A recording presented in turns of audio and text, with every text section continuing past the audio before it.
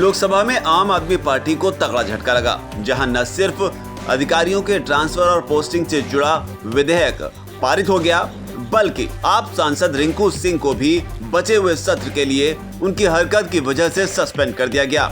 लेकिन अब इस पूरे मामले को लेकर सबकी निगाहें राज्यसभा पर टिकी हैं, जहां माना जा रहा है कि सरकार अब इसे राज्यसभा में पेश करेगी। ऐसे में बड़ा सवाल है कि आखिर राज्यसभा में भविष्य क्या होगा। दिलचस्प बात यह है कि राज्यसभा में एनडीए और विपक्षी दलों के गठबंधन इंडिया के पास लगभग बराबर की सीटें हैं। ऐसे में वो दल जो दिल्ली अध्यादेश का भविष्य तय करेंगे वो न तो एनडीए के साथ हैं और न ही इंडिया के साथ। आइए जानते हैं कि अब राज्यसभा में कैसे खेल हो सकता है और किन किन नेताओं ने इसे लेकर अपनी स्थिति स्पष्ट कर दी है। आपको बता दें, ओडिशा के मुख्यमंत्री नवीन पटनायक की बीजू जनता दल और आंध्र प्रदेश के सीएम वाईएस जगन मोहन रेड्डी की पार्टी वाईएसआर कांग्रेस ने इस मामले को लेकर अपना रुख साफ कर दिया है। दोनों ही दलों ने लोकसभा में सरकार का साथ दिया। हालांकि साथ देते हुए यहाँ पर चर्चा के दौरान वाईएसआर कांग्रेस पार्टी के सांसद पीवी मिथुन रेड्डी ने अपने डर को भी जाहिर कर दिया।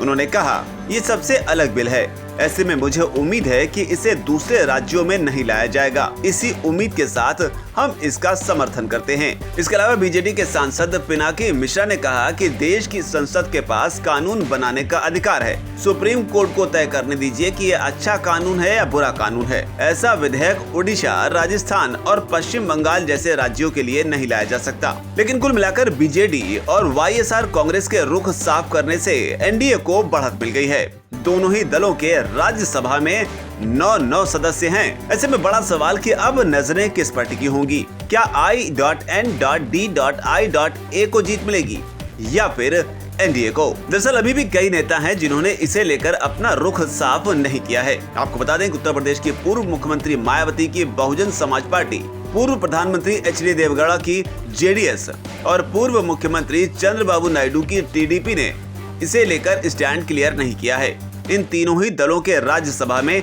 एक सांसद हैं। ऐसे में ये किस तरफ वोटिंग करेंगे, इस पर सबकी नजरें रहेंगी। इस बीच चर्चा तेलंगाना के मुख्यमंत्री के चंद्रशेखर राव की भी हो रही है, जहां माना जा रहा है कि बीआरएस इस मामले को लेकर विपक्ष का साथ दे सकती है, क्योंकि दिल्ली के मुख्यमंत्री अरविंद केजरीवाल ने उनसे हाल ही में मुलाकात की थी।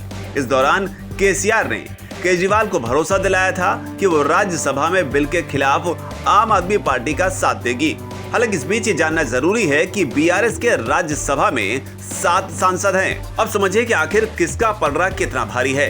तो आपको बता दें, जानकारी के मुताबिक बीजेपी के नेतृत्व वाले एनडीए के राज्यसभा में 100 सांसद हैं। बीजेडी और वाईएसआर कांग्रेस के समर्थन को अगर जोड़ लें तो केंद्र सरकार के पास 118 राज्यसभा सदस्यों का समर्थन हो जाएगा। इसके अलावा माना यह भी जा रहा है कि नामित 5 सदस्य भी सरकार का साथ दे सकते हैं, जबकि 3 निर्दलीय सांसद भी हैं।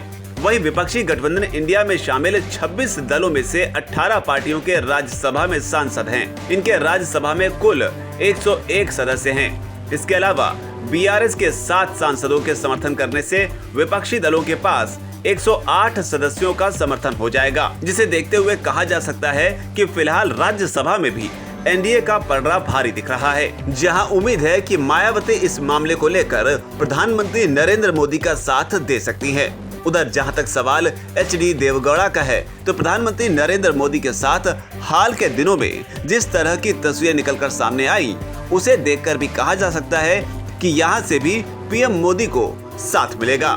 तो कुल मिलाकर फिलहाल राज्यसभा में एनडीए और विपक्षी गठबंधन के बीच लड़ाई बेहद दिलचस्प मोड़ पर है। ऐसे में देखना होगा कि बाजी कौन मारेगा। वीके न्यूज, राष्ट्र के नाम।